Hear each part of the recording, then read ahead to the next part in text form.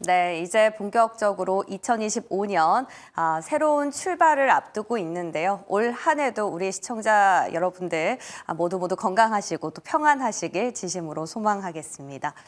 자, 2025년의 첫 거래일 개장을 앞두고 있는데요.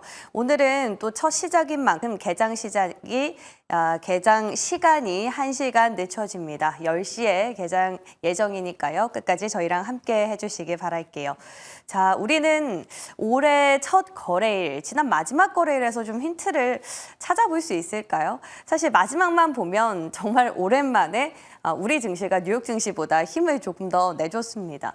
뉴욕 증시는 산타 랠리는커녕 계속해서 약세가 이어지고 있는 반면에 우리는 바이오 쪽에서 힘을 내주면서 또 외국인과 기관의 수급에 힘입어 코스닥 지수의 경우 2% 가까이 오르면서 상승 마감했습니다. 마지막에는 정말 유종의 미를 거둬주려고 좀 노력한 시장이었는데요.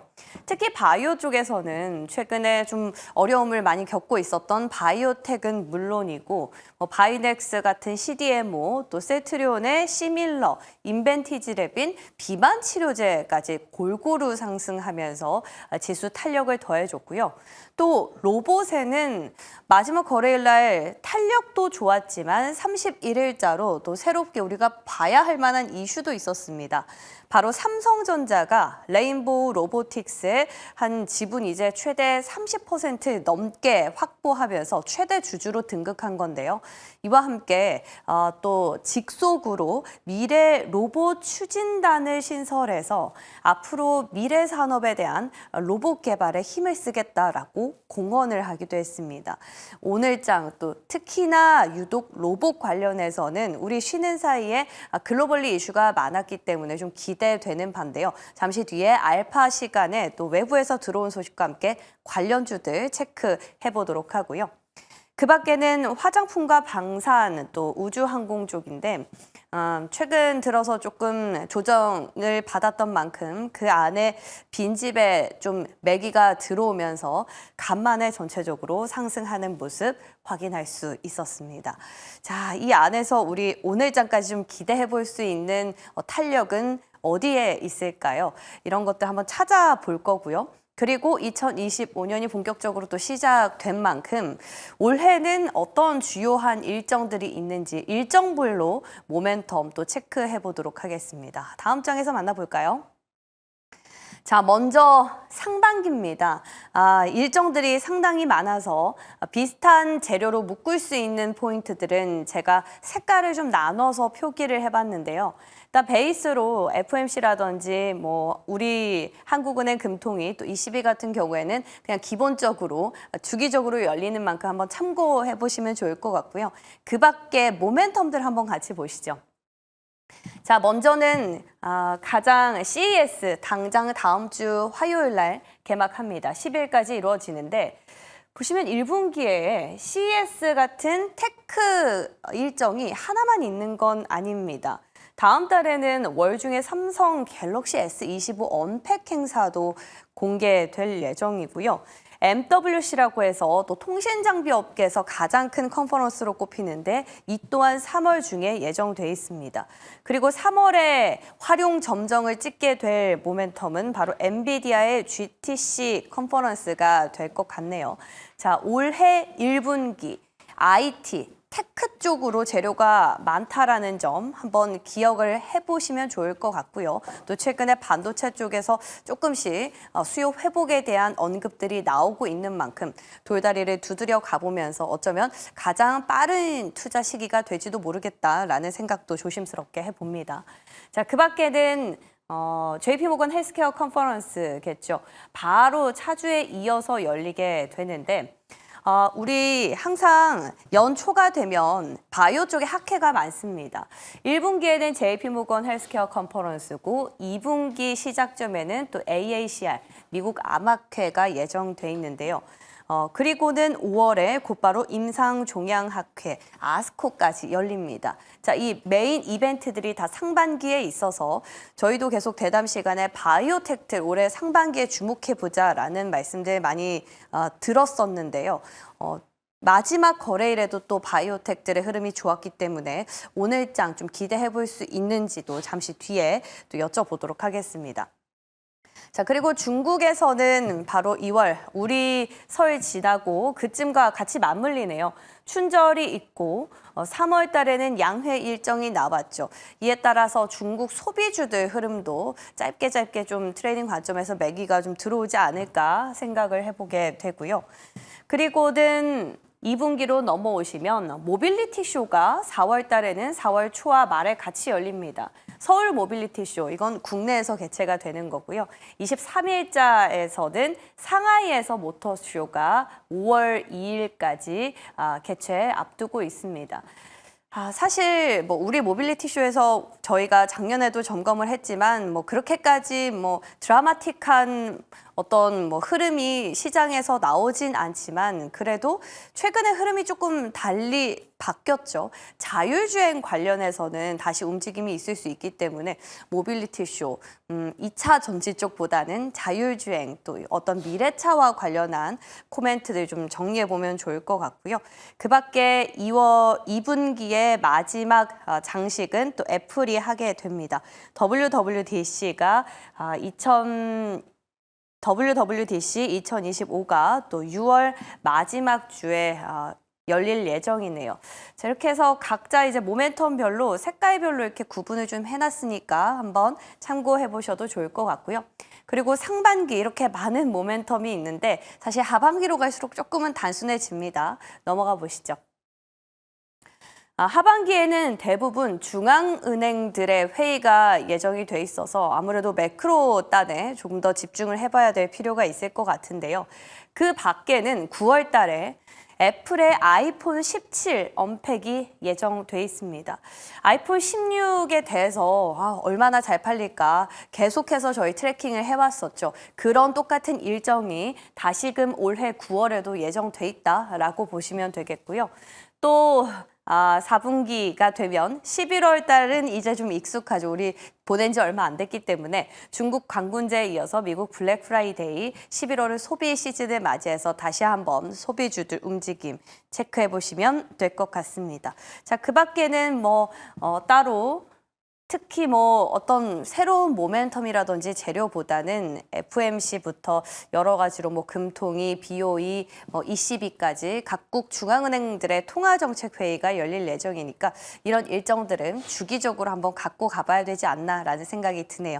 오늘은 두 분과 함께 올해 봐야 할 섹터와 더불어서 일정별로 우리가 체크해 볼 만한 어떤 섹터는 뭐가 있는지 또 기업까지 한번 추려보도록 하겠습니다. 자, 그 밖에 볼 만한 이슈까지 마무리해 보죠. 자, 러시아가 이제 우크라이나에 가스 공급을 중단하면서 몰도바 반군 지역의 난방과 온수가 끊겼다라는 외신 보도가 있었습니다. 다만 병원 같은 좀 일부 기관에는 한정적으로 난방이 공급되고 있다라는 외신인데요. 자, 한번 또 어떻게 지금 될지 트럼프 대통령 당선인이 취임하면 또 24시간 내에 이런 모든 전쟁들을 종료시키겠다라고 밝혔는데 한번 지켜봐야 될 듯 보입니다. 그리고 이어서는 또 로봇 관련해서 이슈가 있었는데요. 자, 미국의 AI 기업이죠. 피규어 AI가 자체적으로 생산한 휴머노이드 로봇을 처음으로 판매했다라고 밝혔습니다. 바로 이 로봇으로 전해졌는데요. 이 피규어 AI뿐만 아니라 존스 홉킨스대와 또 스탠포드에서는 같이 협력해서 수술을 하고 있는 영상을 보고 이 로봇이 직접적으로 학습해서 이런 기술까지 개발할 수 있는, 응용할 수 있는 그런 로봇의 기술을 개발했다라는 소식까지 전해졌습니다. 로봇 관련해서는 31일자 앞서 말씀드린 것처럼 삼성전자 모멘텀도 있고요. 이렇게 외신들도 많이 나오고 있습니다. 새해 우리 로봇주 어떻게 체크해 보면 좋을지 궁금해지는데요. 그래서 관련주들을 조금 모아봤습니다. 자, 보시면 부품 그리고 AI 소프트웨어 쪽으로 크게 하드웨어와 소프트웨어 쪽으로 나눠볼 수 있는데요. 그 안에서는 액추에이터와 센서 장비 각각의 기업들 좀 정리가 돼 있으니까 한번 체크해 보시면 좋을 것 같고요. 소프트웨어 쪽도 계속해서 얘기가 많이 나오고 있죠. 그 가운데서는 저희가 관심주로 말씀드렸었던 기업들도 함께 적혀 있기 때문에 이 부분들 로봇 관련해서 생태계 어떤 밸류 체인들 한번 체크해 보시면 좋을 것 같습니다. 자, 오늘 장에서 기대되는 모멘텀들이 많은데요. 두 분의 생각은 어떨까요? 같이 만나보고 오시죠.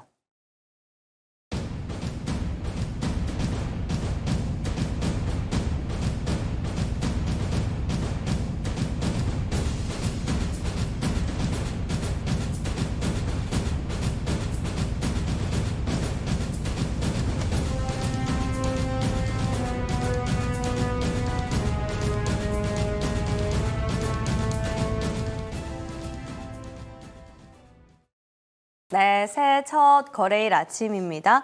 이지스탁 이지은 대표, SB인베스트 이주호 본부장과 함께하겠습니다. 어서 오십시오. 안녕하세요. 네, 새해 복 많이 받으세요, 두 분. 네. 새해 복 많이 받으세요. 자, 오늘 첫 거래일, 이제 개장을 한 2시간 조금 넘게 앞두고 있습니다.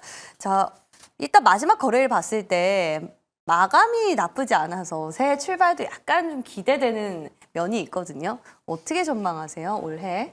국내 증시 마감은 나쁘진 않았는데 네. 미국 증시가 문제입니다. 거긴 그래서 많이 올랐잖아요. 네, 많이 본부장님. 올랐는데 참 우리나라 증시는 좀 야속하게도 네. 미증시 오를 땐 안 오르고 빠질 때는 같이 빠지니까 이제 이러한 부분들이 좀 약간 걱정은 되는데 사실 그동안 좀 너무나 과도하게 많이 빠졌다 싶을 정도로 많이 빠졌고 그동안 또 특히나 12월 들어서 악재들이 너무 많았기 때문에 이러한 부분들이 이제 어느 정도 주가에 선반영됐다고 한다면 저는 이제 1월 달에는 좀 어느 정도 반등할 수 있는 그런 뭐 모멘텀들이 생기면서 반등할 수 있지 않을까 좀 이렇게 생각을 하고 있습니다. 워낙 이제 많이 빠졌고 정말 뭐 하방 경직성을 확보하는 건지 아닌 건지도 지금 알 수 없는 상황이긴 하지만 그래도 그럼에도 불구하고 지금 우리나라 지수만 봤을 때는 이제 하방 경직성 어느 정도 확보하려는 움직임이 나오고 있다라고 보고 있고 2,400대를 계속적으로 지켜주려고 하고 있기 때문에 올해 만약에 1월 달에 지금 CS 2025를 기점으로 뭐 또 JP모건 헬스케어도 있고 여러 가지 지금 이벤트들이 있는 상황이기 때문에 어느 정도 좀 반등이 나올 수 있지 않을까 좀 이렇게 생각하고 있습니다. 제가 어떤 리포트를 보다가 그런 타이틀을 봤어요. 여름 밀짚 모자를 겨울에 미리 사라. 우리 왜 바게세일 같은 거 할 때 여름 옷이나 여름에 겨울 코트를 이제 미리 사두잖아요. 비싸니까. 그런 격으로 국내 증시를 조금 진입을 해봐도 이제는 괜찮다. 하방 경쟁성이 확보가 됐기 때문에 라는 말씀들, 분석들 참 많던데 이지은 대표님은 어떠세요? 늘 보수적으로 좀 주셨었잖아요.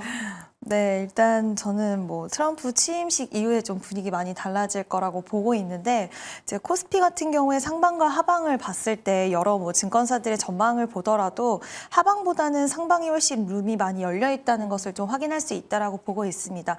물론 이게 우리가 뭐 상고하저 상저하고 이야기 많이 나오는데 이게 한 번은 저는 2025년 기점으로 해서 분명히 2024년 대비해서 상승이 추가적으로 나올 거라고는 보고는 있는데 이게 하반기인지 상반기인지에 대해서는 그때그때 좀 유연하게 대응을 해야 되지 않을까라고 보고 있습니다. 특히 올해는 더 중요하다라고 보고 있는 게 지금 미국의 대통령 행정부 자체가 변화를 하기 때문에 우리가 예상했던 부분과 완전 다르게 물론 부정적인 의미만 담고 있는 게 아니라 우리가 너무 지금 걱정하고 우려하고 있는 부분이 막상 행정부 시작이 되고 나서는 또 그보다 완화될 수 있기 때문에 시장의 분위기가 완전 달라질 수 있다라고 보고 있어서 지금 그때그때 어떻게 대응을 해야 하는지가 가장 중요할 것 같고요. 그때까지는 저는 종목별 차별화 장세가 작년 하반기처럼 좀 비슷하게 이뤄질 거라고 보고 있습니다. 특히 이번에 수출 데이터 보면 예상외로 2024년 좀 견조하게 나왔는데 맞아요. 이 안에서 좀 세분화된 그런 종목별의 장세가 좀 이어질 거라고 보이고 있고요. 특히 변압기 수출이 굉장히 좋았더라고요. 그래서 변압기 관련된 종목들이 상반기에 시세 좀 이어갈 가능성 있다라고 보이고 있고 수출주들 중심의 그런 시세 흐름들은 상반기에도 좀 유효하고 아까 말씀하셨던 그런 일정을 가지고 있는 종목군들 이런 종목들 위주로의 시세 흐름이 좀 형성이 될 거라고 보이고요. 전반적으로 아직까지 좀 부진한 쪽은 우리가 딱 많이 빠졌다라는 이유로 또 2025년이 왔다라는 이유로 확 치고 올라가기에는 그 힘은 좀 부족하다라고 보입니다. 그래서 이런 부분들이 좀 뒷받침돼서 우리가 갈 만한 이유, 명분이 좀 생겼을 때 그때 시세는 좀 나올 수 있다라고 보고 있고요. 일단은 차별화 장세가 좀 이어질 수 있을 거라고 보고 있어서 그 힘이 얼마나 강하냐에 따라서 상반기 때 강할지 이 부분이 좀 결정이 지어질 거라고 보고 있고요. 일단은 아까도 말씀드린 대로 그때그때 상황에 따라서 변수가 많은 증시라고 생각이 드니까 좀 대응의 영역이지 않을까라고 보고 있습니다. 그때그때 모시고 의견을 들어봐야겠다라는 생각을 하게 되네요. 아니, 근데 앞서 대표님, 네. 트럼프 대통령 취임하고 나서 이 결정이 될 것이다라는 말씀 주셨는데 하고 나서는 어떻게 보신다는 거예요? 그러니까 불확실성이 사라지니까 안정을 찾는다고 보세요? 아니면 더 불안해질 거라고 보세요? 저는 이미 불안한 부분들에 대한 요소는 많이 반영이 됐다라고 생각이 그래요. 들어서 지금 우리나라 2차 전지랑 특히 반도체 그동안 시장의 사실 주도주라고 하면 그 두 섹터가 끌어줘야지 시장에 자금들이 유입이 많이 되는데 그 두 섹터 자체가 지금 굉장히 특히 소부장 기업이라든지 중소형주들은 살짝 움직임이 나오긴 했지만 대장주들이 움직이질 못하고 있습니다. 이 부분에 있어서 불확실성에 대한 악재적인 측면들은 전 많이 반영이 됐다라고 생각이 들고요. 여기서 조금 완화되는 움직임이 나온다라고 한다면 그때는 오히려 좀 찐 반등 이런 부분들이 좀 이어지지 않을까라고 보고 있습니다. 최근 들어서 증권사에서 트럼프 대통령 취임을 보는 어떤 스탠스들이 조금씩 변화되고 있음을 느낍니다. 미국이 우선이라고 했지 전부라고는 하지 않았다라는 평가들이 나오는데 다시 말해서 미국 우선주의긴 하지만 전부 다 유리하게 가지는 않을 것이다라는 말씀이거든요. 그러면 약간씩 뷰가 열렸다는 거죠. 비슷한 느낌으로 지금 뷰를 주신 것 같아요. 자, 좋습니다. 개별로 이슈에 따라 반응을 하는 시장이 될 것이다. 그렇다면 두 분께서는 이거 하나 섹터만 좀 집중을 하고 가자라고 했을 때 어떤 섹터 대표적으로 골라주시겠어요? 뭐 사실 지금 뭐 로봇이라던가 뭐 이런 쪽이 가장 대세가 아닐까 싶은데 그죠, 로봇이. 네, 로봇은 많은 분들이 얘기하실 것 같아서 저는 5G를 좀 말씀드리고 싶습니다. 5G. 네. 5G도 보니까 1분기에 모멘텀이 많더라고요. 일단 가장 큰 게 지금 우리가 과거를 좀 돌이켜보면 트럼프 1기를 생각해보면 그때 템버거 섹터 중에 하나가 바로 5G였습니다. 좋았죠.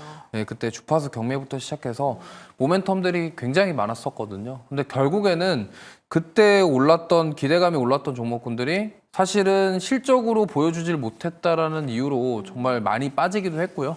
그 안에서도 정말 실적이 나오는 기업들도 있습니다. 근데 이번 트럼프 2기 때도 저는 이 5G 주파수 경매에 대한 부분들 그리고 5G와 관련돼서 최근에 좀 떠오르는 게 오픈랜이거든요. 근데 오픈랜 개념을 간단하게 쉽게 설명드리면 우리가 지금 안드로이드 폰하고 아이폰하고 원래 과거에 핀 타입이 달랐어요. 그죠. 그러니까 안드로이드 폰은 C 타입이었고 이제 아이폰은 5핀 타입이었는데 이번 신형 모델부터 C 타입으로 바뀌었죠. 네. 그러면 이제 범용으로 다 똑같이 쓰게끔 하기 위해서 애플에서도 이거를 인정했다라는 거죠. 근데 오픈랜이 뭐냐면 보통 이제 5G 통신 장비에 유선이 있고 무선이 있습니다. 근데 일반적으로 유선에 만약에 뭐 화웨이 거를 쓰면은 무선도 화웨이 걸 써야 되는 게 지금 현재 국룰이에요. 약간 이런 룰인데 근데 이 오픈랜이 만약에 유선 장비를 화웨이 걸 썼는데 내가 뭐 에릭슨 거나 노키아 걸 쓰고 싶다. 그런 무선 장비를 그게 병행이 가능하게끔 만들어주는 게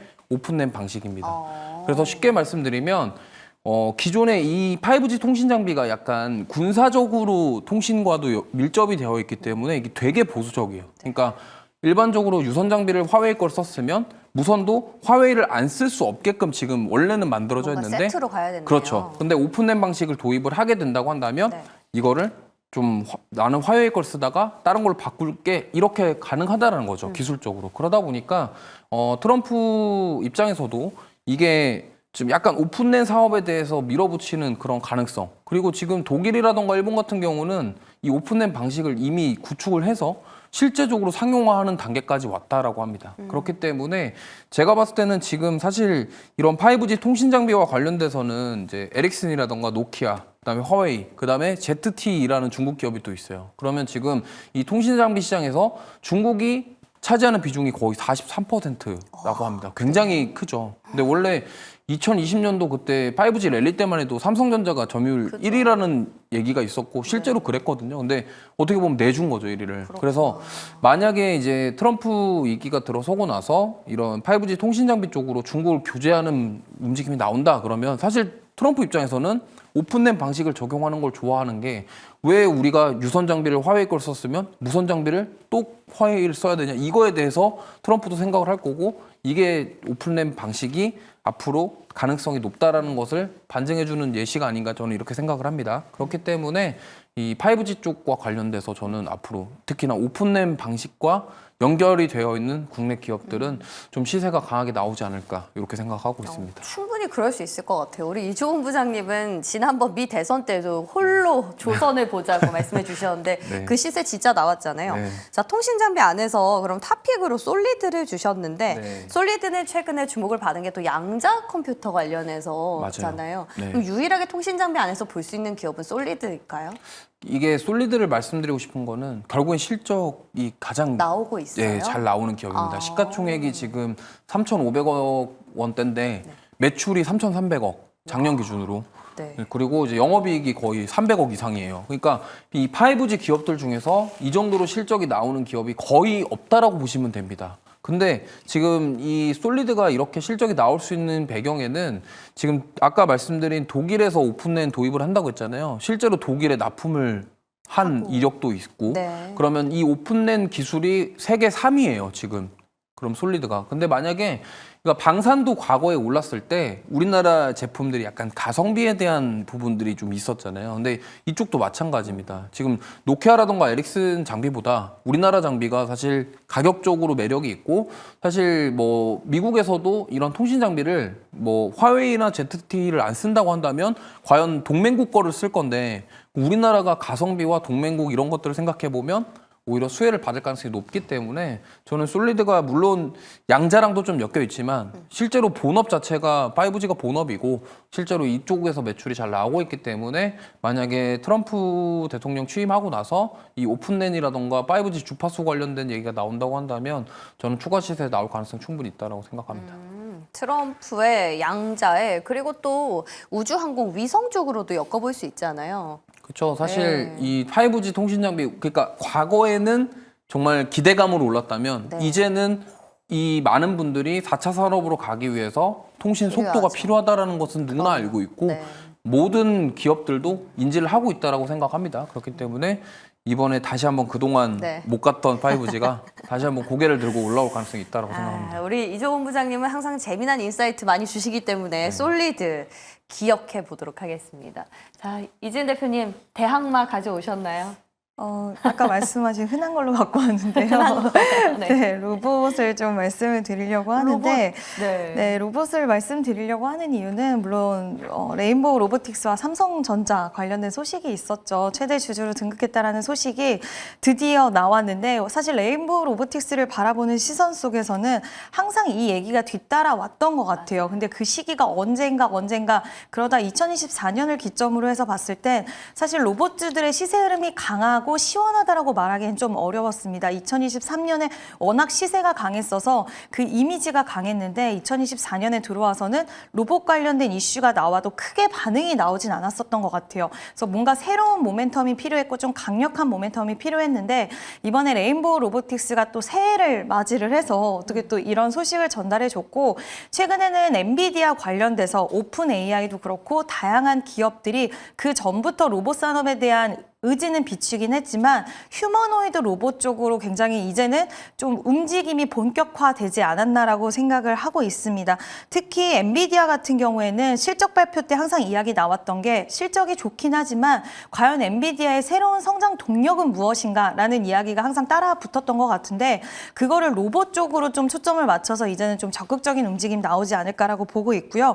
그래서 잭슨 토르라는 것을 소형 컴퓨터, 로봇용 소형 컴퓨터를 상반기에 출시한다라고 합니다. 이런 움직임을 통해서 예전에 이제 미래 먹거리를 우리가 로봇으로 보고 있다라는 기업들의 이런 이야기, 기대 심리에 이제는 새로운 시즌이 저는 펼쳐졌다라고 생각하는 게 이제는 보여주는 그 시기가 도래를 했다라고 생각을 하고 있고요.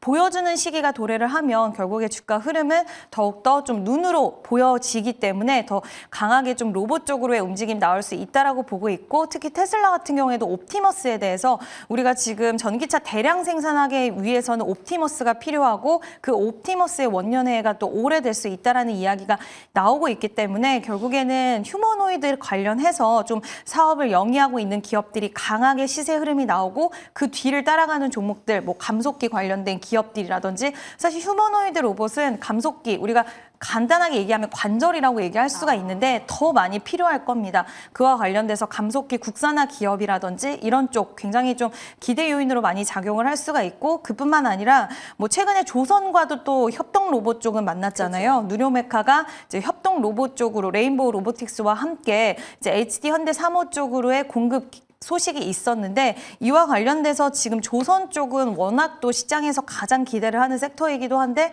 조선과의 만남, 이런 시너지 효과들이 지금 줄줄이 나왔기 때문에 시세가 좀 상반기 때 로봇 관련된 종목들 강하지 않을까라고 생각이 들어서 저는 로봇주들 2024년에 좀 기대의 요인을 실망으로 만들었던 움직임들이 나왔다라고 한다면 2025년은 좀 다르지 않을까라고 생각을 합니다. 야, 로봇주에 대해서 기대됩니다. 그럼 어떤 기업을 보면 좋을까요?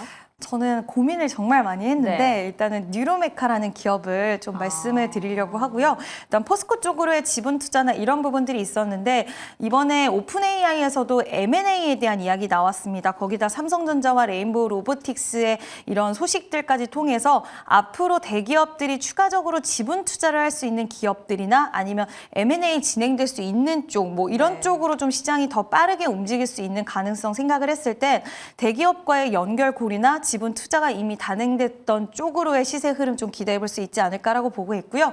또 뉴로메카는 아까 말씀드린 조선과의 또 협업에 대한 부분들, 접점이 가장 큰 기업이기도 하기 때문에 두 가지 시너지 효과를 가져갈 수 있다라고 보고 있어서 저는 뉴로메카를 단기적인 관점으로는 일단 좀 보시면 어떨까라는 의견을 드리고 싶습니다. 근데 사실 레인보우 로보틱스는 삼성전자랑 엮여 있고 또 엔젤 로보틱스는 LG전자랑 엮여 있고 보니까 대기업들이 SK온동, 유일로보틱스, 네, LS 일렉트릭은 티라유텍 막 이렇게 다 세트로 가더라고요. 근데 그 안에서 하필 포스코랑 엮으신 이유는 조선에 더 베팅을 하신다라는 의미일까요?